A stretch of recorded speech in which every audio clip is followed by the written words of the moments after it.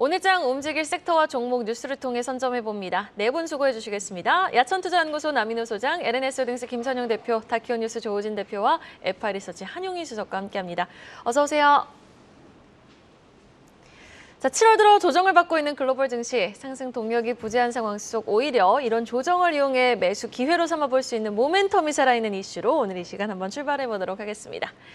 첫 번째 기사입니다. 한국과 UAE 정상 경제 외교 성과 이행에 만전을 기하다. 확인해 보시죠.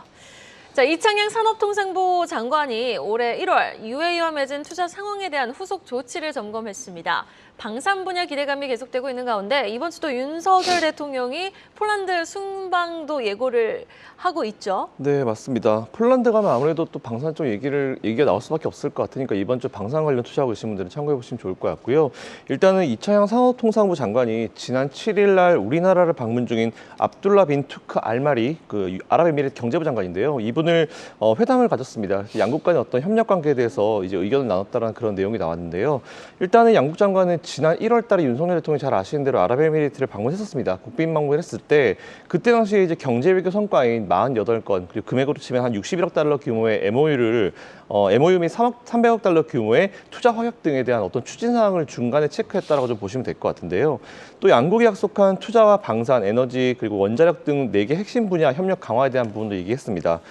무역 투자와 산업 첨단 기술, 에너지 분야의 플랫폼을 활용해서 협력 성과를 도출하기로 했다라는 그런 내용도 나왔고요. 또한 두 장관 같은 경우는 이제 아랍에미리트 국부펀드 300억 달러 투자 약속과 관련해서 농업, 항공, 보건, 교육 등 미래 지향적 신사업 분야에서도 투자 협력의 기회가 많다는 거에 좀 공감을 했습니다. 그래서 공감을 했으니까 여기서 뭔가 추가적으로 좀 더 나올 수 있겠다는 그런 생각을 한번 해볼 수 있을 것 같고요. 그리고 앞으로는 이제 장관 협력 채널 및 이제 고위급 교류를 통해서도 상대국과 공동적으로 한번 점검을 해볼 예정이다라는 그런 얘기가 나왔으니까 한번 참고해 보시면 좋을 것 같습니다. 네. 윤석열 대통령 12일 폴란드 국빈 방문이 예정되어 있는 만큼 방산주와 또 SK이노베이션은 폴란드 관련해가지고 이제 폴란드의 전구체 그 동박 공장이 있죠. 증설 모멘텀이 있는 만큼 관련한 종목들, 분리막 관련 종목들까지 한번 지켜보시면 좋을 것 같고요.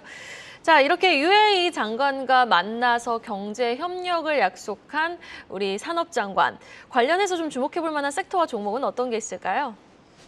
저는 딱 이제 4가지가 나왔었는데 이슈에서는 투자, 방산, 원자력, 에너지 4가지가 있었는데 저는 가장 주목하는 게 이제 원자력 쪽하고 좀 방산 쪽이지 않을까라는 생각을 좀 하고는 있습니다. 근데 그 원전 쪽 같은 경우에 2010년도에 이제 이명박 대통령 시절 때 이제 바라카 원전이 있었죠. 그때 수출을 했었던 이력을 봤을 때는 사실 방산에 대한 기대감이 좀 있을 수 있다라고 생각을 하고 있고 그다음에 가장 큰 거는 저는 이제 방산 쪽이라고 생각을 해요. 그래서 하나 에어로스페이스, 그다음에 뭐 현대 로템, LIG 넥스원, 뭐 한국항공주 이렇게 돼 있는데 제가 방산 쪽을 왜 이렇게 좀 꼽냐면은 일단은 아랍에미리트의 85%의 면적을 갖고 있는 데가 이제 아부다비입니다. 아부다비인데 여기가 이제 대부분의 원유가 매장이 되어 있습니다. 근데 2위가 이제 강력한 국가가 이제 두바이죠. 근데 원래 아랍에미리트 같은 경우에는 7개의 국가로 연합이 된 국가입니다. 그런데 지금 중동에서 그 자세하게 좀 살펴보면은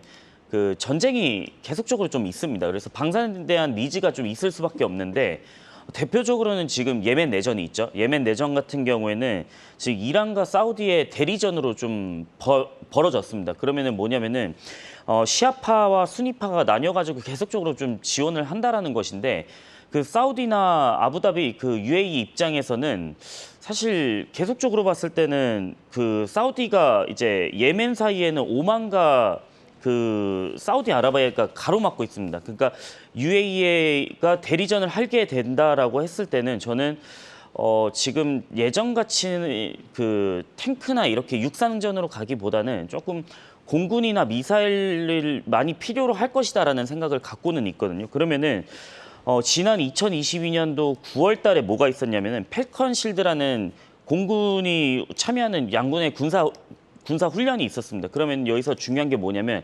저는 한국항공우주 지금 FA50이죠. 그게 좀 필요로 할 것이다라고 생각을 하고 있고 그다음에 천무 이렇게 그럼 천무 같은 경우에는 하나 에어로스페이스가 있죠. 그렇기 때문에 예전에 2016년도에 이런 얘기가 있었거든요. 그러니까 사우디 쪽에서 예멘 내전 때문에 그 천물을 한 2,000기를 도입을 하겠다라고 했는데 이거는 좀 말이 안 되는 수치이기는 했었는데 그만큼 뭐 유도 미사일이나 아니면은 요격 미사일에 대한 수요가 좀 많을 수밖에 없기 때문에 저는 방산업체가 조금 많이 수혜를 받지 않을까 이렇게 말씀을 한번 드리고 싶습니다. 네, 알겠습니다. 뭐 UAE 모멘텀도 살아있고 폴란드 순방 이슈도 있는 만큼 방산주 이번 주부터 해가지고 계속 쭉 지켜보시면 좋을 것 같습니다.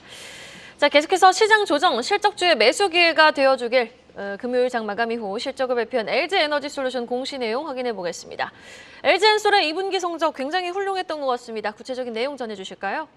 예, 매출이 이제 8조 8천억 원, 그다음에 영업이익이 한 6,100억 정도 나왔습니다. 영업이익 6,100억 정도는 이제 IRA 수혜로 한 1,109억 원 정도 반영이 됐습니다. 그러니까 실제로 캐시가 입금된 건 아니고 IRA로 어차피 이제 그 재무제표에 반영될 것이기 때문에 LG엔솔 입장에서는 해당 금액을 갖다 반영을 해서 영업이익을 잡았습니다. 그러니까 영업이익을 잡았는데 전체적으로 보면은 이제 그 주목할 점은 제조업이죠. 어차피 LG에너지솔루션도 제조업인데 LG에너지솔루션 영업이익률이 7.0%에 달합니다. 7.7%라는 건 아주 놀라운 수치이고 이 점은 사실 LG엔솔의 향후에 이제 계속 스케일업 할 때, 그러니까 규모의 경제를 일궈 나갈 때도 중요한 요소라고 보여집니다.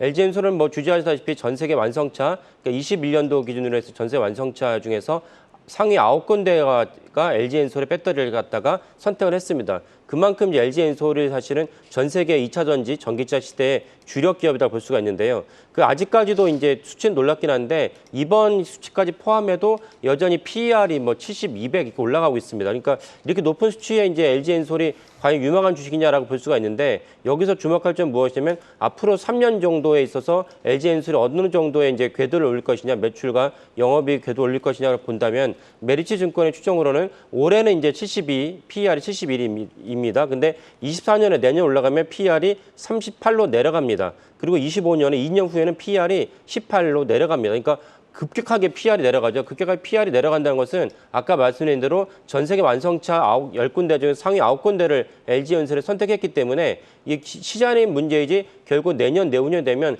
전체적으로 PER이 낮아질 수밖에 없다. 이런 관점에서 LG엔솔에 대해서 PER을 지금 현재 높이 쳐주고 있고 그 때문에 주가가 이제 고공행진하고 있다고 볼 수가 있습니다. 그 사이에 또 중요한 소식이 하나 날라왔죠. 뭐냐면은 그 LG엔솔이 그 칠레 SQM에서 그 칠레가 리튬에 10만 톤 정도의 이제 공급을 할 수 있도록 계약을 체결했습니다. 그러니까 LG엔솔이 갖다가 완성차에 들어가는 이제 2차 전지의 셀을 갖다가 만들어야 되는데 가장 필수가 리튬인데 리튬을 안정적으로 공급할 수 있는 계약을 갖다 체결했다는 것입니다. 이런 점이 LG엔솔이 주가 전망이 좋고 그다음에 아까 말씀드린 AMPC가 이제 현실화됐다. IRA 현실화했다는 것도 LG엔솔의 중요한 요소라고 볼 수가 있겠습니다. 네, 알겠습니다. LG에너지솔루션의 2분기 성적표 확인해봤고요. 지금 또 삼성바이오로직스 관련한 공시 내용이 떴습니다. 지금 지난주였나요? 3월에 공급계 화이자와 맺었던 공급계약에서 추가 금액을 좀 지난주에는 발표를 하더니 오늘은 항암제의 명가입니다. 노바티스와 5,100억 원 계약을 체결했다는 소식이 나온 만큼 삼성바이오로직스도 오늘 개장과 동시에 주가 추이 한번 확인해 보시면 좋을 것 같습니다. 자, LG에너지솔루션 이야기로 다시 돌아와서요. 작년 하반기 LG엔솔의 변동성 정말 어마무시하지 않았습니까? 9월부터 11월까지 고공행진하더니 연말엔 또 가차없이 그 상승분을 반납했거든요. 지금은 좀 55만 원 박스권에서 기간 조정을 받고 있는데 매수 기회를 주는 걸까요? 어떻게 보세요?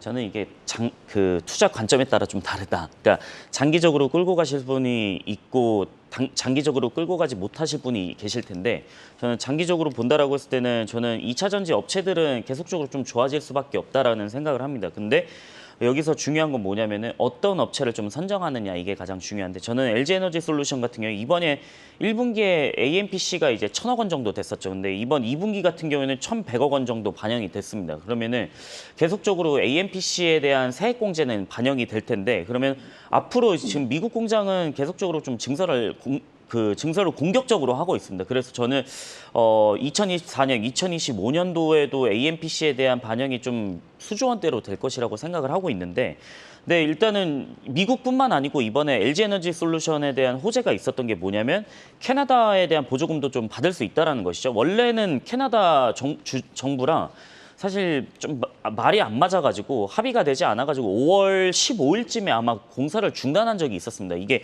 온타리오주에 있는 합작 공장이었는데 그 주말 사이에 지난주에 한번 LG에너지 솔루션이 캐나다 정부랑 보조금이 좀 합의가 되면서 지금 스텔란티스랑 합작법인 있죠. 넥스트 스타 에너지죠. 여기가 이제 다시 공장이 공격적으로 이제 증설이 될 텐데 여기 생산 능력만 해도 한 45kg 기가와트시 정도 됩니다. 그러면 상당히 큰 공장인데 저는 캐나다에서 나오는 보조금하고 미국에서 나오는 보조금만 합치더라도 사실 LG에너지 솔루션은 지금보다 더 공격적인 성장이 가능할 것이다라고 생각을 하고 있고 지금 주요 양극재 업체들까지 좀 소재를 살펴보면은 저는 좀 긍정적이다라고 말씀을 좀 드리고 싶습니다. 그러니까 지금 뭐 에코프로, LNF, 포스코 퓨처엠이 있는데 제가 2023년 1월부터 5월까지의 그 수출 데이터를 좀 살펴봤습니다. 그 자료를 한번 띄워주시면은 대구광역시 양극재 수출입 실적을 보시면은 저는 이게 LNF로 좀 추정을 합니다. 근데 이거는 해외로 나간 수출입 실적이기 때문에 국내에서 납품하는 거는 좀 잡히지는 않습니다. 그래서 LNF가 계속적으로 좀 성장을 하고 있고 그다음에 그 다음 자료 한번 띄워주시면은 그 충청북 또 청주죠. 왜냐하면 에코프로는 청주 공장이 있기 때문에 네. 청주에서는 조금 수출에 대한 실적은 좀 꺾이긴 했는데 6월 데이터는 안 나왔습니다. 그래서 이게 뭐 2분기 전체 다 실적에 반영이 된다라는 말씀을 드리는 건 아니고 네. 일단은 조금은 꺾이긴 했는데 근데 내부에서 들어가는 게 아직까지 여기서는 잡히지 않고 있다 보니까 만약에 뭐 LG엔솔이라든지 뭐 SDI라든지 SK 쪽이라든지 이렇게 들어가는 내부에 대한 잡히는 게 좀 늘어난다라고 하면은 저는 실적은 2분기는 충분히 좋게 나올 수 있을 거라고 생각을 하고 있고 그다음에 자료 한번 더 띄워주시면은 경상북도 포항이죠. 이거는 포스코 퓨처엠 쪽이죠. 네. 그러니까 아직까지 출입 실적은 좀 꺾이지는 않고 있습니다. 그래서 저는 전기차 침투율이 지금 미국 쪽 봤을 때는 아직까지 7% 정도 수준입니다. 그렇기 때문에 저는 여전히 전기차가 그 성장 룸은 많이 남아져 있다라고 생각을 하고 있기 때문에 저는 2차 전지 업체들 여전히 좀 긍정적이지 않을까 이렇게 말씀드리고 싶습니다. 그럼 그 안에서도 양극재 안에서는 LNF를 좀 더 봐야 되는 걸까요? 봤을 때는. 네, LNF도 지금 저는 긍정적이라고 보고, 그러니까 세 군데 업체 모두 다 긍정적이라고 생각을 합니다. 근데 저는 이번에 양극재 업체들 주가 상승이 좀 컸다 보니까 저는 흑연 쪽을 한번 보시면 좋을 것 같은데, 그러니까 그 흑연 쪽 HS 코드, 그러니까 관세청 HS 코드를 보시면은 3801101000입니다. 이거를 관세청 품목 데이터에 집어넣고 네. 수출 데이터 살펴보시면은 수출이 얼마나 나가는지 다 나오거든요. 흑연에 그래서 관해서. 네, 인조흑연입니다. 이거는 이제 수입 금액하고 수출 금액 둘 다 나옵니다. 그래서 중국 쪽에서 들어오는 금액하고 한번 비교를 해보셔라라고 말씀드리겠습니다. 네, 알겠습니다. 계속해서 2차 전지 뉴스 하나 더 확인해 볼 텐데요. 지금 2030년까지 양극재 생산 능력을 100만 톤 규모로 포스코 퓨처엠 기사 만나보시죠. 욕심쟁인 것 같아요, 포스코 퓨처엠. 지금 뭐 전고체 투자 확대에도 나선다고 하면서 2차 전지 소재 분야에 아주 그냥 전력을 다하는 것 같은데 내용 좀 전해주시죠. 네. 포스코 퓨처엠이 왜 욕심을 낼까요? 원래 목표는 2030년도까지 양극재를 62만 톤 생산키로 목표에 잡았습니다. 그런데 이번에 발표되는 거 보니까 62만 톤 우리 만족 못한다. 100만 톤까지 늘겠다. 약 40%를 증액을 시켰는데요. 왜 그랬을까요? 대세이기 때문입니다. 지금 전기차의 판매가 점차 늘어지면서 가장 핵심인 2차 전지에 그만큼 수요가 늘어났다는 것입니다. 모든 시청자분들 아시겠습니다만 지금 2차 전지는 생산 니꼬로 바로 수익이 됩니다. 그렇기 때문에 포스코 입장에서는 물 들어올 때 노젓겠다는 거죠. 앞으로 2년 동안은 많이 생산할수록 수익도 커진다는 것 아니겠습니까? 궁극적으로 포스코는 2030년도에 3대 소재 산업에서 1류 기업이 되겠다는 겁니다. 1번 철강, 2번 수소, 3번은 바로 2차 전지가 되겠습니다. 특히 주목할 점이 있는데요. 2차 전지 양극재에서 바로 이 전구체가 문제입니다. 전구체가 지금 중국에서 90%가 수입이 되고 있거든요. 여러분, 금년 우리 대한민국 상반기 무역 적자가 260억 달러인데요. 그중에 절반 50%가 130억 달러가 중국에서 생긴 무역 적자입니다. 그중에 대부분은 어디서 나옵니까? 바로 지금 말씀드렸던 전구체, 2차 전지 소재에서 나오는 겁니다. 결론적으로 말씀드리면 포스코 퓨처엠의 이러한 100만 톤 양극재 생산은 향후 우리나라 산업 구조도 굉장히 바꿀 뿐더러 포스코 퓨처엠 자체의 그런 기업의 그 초인류화도 크게 이바지한다라고 정리할 수 있겠습니다. 결론입니다. 늘 말씀드리지만은 자동차하고 2차 전지는 여러분 포트폴리오의 20%를 계속 유지하셔야 되는데요. 이 20% 개념이 뭐냐면요. 내가 1,000만 원 투자하면 200만 원 가지고 있으라는 얘기입니다. 2차 전지를. 그런데 이게 주가가 쭉 올라요. 주가가 올라가지고 만일에 20%가 25% 됐다고 가정해 보십시오. 그럴 때는 여러분들 가지고 있는 25% 중에서 5% 정도는 정리하시라 이겁니다. 반대로 조정 나올 수 있겠죠. 내가 지금 20% 가지고 있는데 2차 전지가 쭉 빠져가지고 15%밖에 안 된다. 비중이. 그럴 때는 여러분들 가지고 있는 현금으로 5%를 추가 매수하시라. 앞으로 2025년까지 2차 전지의 대세 상승은 누구도 의심하지 않습니다. 항상 기준을 20%로 두시고 매매하시면 좋겠습니다. 자동차와 2차 전지 비중은 전체 포트에서 한 20%는 꼭 챙겨가자라고 강조해 주셨습니다. 다음 기사입니다. 반도체 확인해 볼 텐데요. 지난주 SKC가 2차 전지 반도체 친환경 소재 사업의 대규모 투자 계획을 발표한 바 있었죠. 이 가운데 반도체에 더 힘을 실어넣기 위해서 후공정 기업입니다. ISC 인수를 결정했는데 구체적인 내용 좀 정리해 주시죠. 네, SKC가 반도체 테스트 솔루션 분야 글로벌 1위 업체입니다. ISC를 인수하면서 소재가 사업을 강화하겠다는 그런 내용을 발표했는데요. SKC는 7일 날 이제 이사회를 열었습니다. 그리고 ISC 지분의 45%를 5,225억에 인수하겠다는 그런 계획을 발표했는데 일단 최대 주주가 보유한 지분이 35.8%입니다. 이거를 3,475억에 인수하고요. 추가로 ISC가 인수하는 신주에 이제 발행하는 신주에 1,750억을 투자하는 방식인데 SKC는 일단 2차 전지와 친환경 소재와 함께 배터리 소재 부품을 세계의 이제 성장 동력으로 추진하고 있는데 이번 인수로 아무래도 후공정 분야의 소재 사업이 좀 크게 대폭으로 강화가 되지 않을까라고 판단하고 있습니다. 일단 ISC 주력 제품이 테스트용 소켓인데요. 이게 패키징을 거친 반도체 칩세트의 어떤 정기적 특성 검사에 굉장히 좀 필요한 제품입니다. 그래서 반도체 후공정의 거의 핵심 소모품이라고 보시면 될 것 같은데 최근 잘 아시는 대로 이제 주요 반도체 제조사들이 칩세트의 성능 향상을 위해서 패키징 기술 고도화에 나서면서 테스트에 대한 수요도 굉장히 크게 늘어나고 있습니다.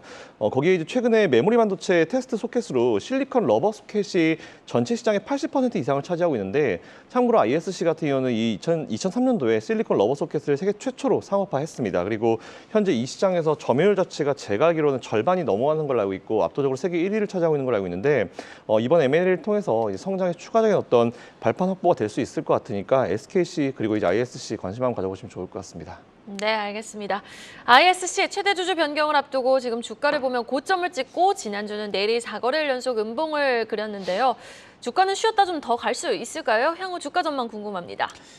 좀 많이 오르긴 했죠, 사실. 그래서 지금 들어간다라는 건 좀 심리적인 부담감이 있다라고 생각을 하고 있고, 근데 장기적인 성장성은 좀 열려 있지 않나라는 생각을 합니다. 왜냐하면 테스트 소켓 같은 경우에는 반도체가 지금 바닥 찍고 올라오는 와중에 지금 대중 수출 수출 중량 봤을 때도 반도체가 뭐 5월달, 6월달 계속적으로 수출 중량이 늘어나고 있거든요. 그러면은 무게가 늘어나는 거기 때문에 이제 양의 증가가 있습니다. 그러면은 국내 기업들 업체 같은 경우에는 사실 만들고 나서 ISC 이 테스트 러버 소켓 안에다가 반도체 넣어가지고 이거 양품인지 불량인지를 판단을 해야 되는데 저는 그게 좀 필요할 수밖에 없다라고 생각을 하거든요. 그다음에 ISC가 차지하고 있는 시장 점유율이 상당히 높고 지금 특허 보유 건수도 500건이 넘어가고 있습니다. 그래서 장기적인 성장성은 좀 확보가 돼 있는데 그러니까 경쟁사가 있죠. 리노공업이 있습니다. 리노공업 같은 경우에는 TSMC가 이제 그 포고핀을 좀 사용을 합니다. 그러니까 저렇게 약간 주사기 같이 생긴 게 있습니다. 그러면 양 전극 끝에다가 우리가 예전에 그 과학 시간에 학교 다닐 때 과학 시간 보시면 이제 전극 통할 때 이게 삐 소리 나고 빛이 나는지 안 나는지 기억나요. 그런 게 있었잖아요. 그거를 포고핀을 사용해가지고 이게 전류가 통하는지 안 통하는지를 좀 판단을 하는 건데, 그러니까 저거에 대한 단점이 뭐냐면은 그 자칫 잘못하면 이제 프레스를 줄 때, 압력을 줄 때 반도체가 지금은 좀 미세회로 공정이나 아니면 굉장히 좀 섬세하기 때문에 잘못하면 파손에 대한 우려가 있습니다. 근데 마이크로볼 ISC 테스트 러버 소켓 같은 경우에는 그 안에다가 넣게 되면 이제 마이크로볼이 그거를 판단을 해가지고 사실 어떻게 보면은 그냥 이제 전류가 흐르는지 안 흐르는지를 금방 판단을 할 수가 있거든요.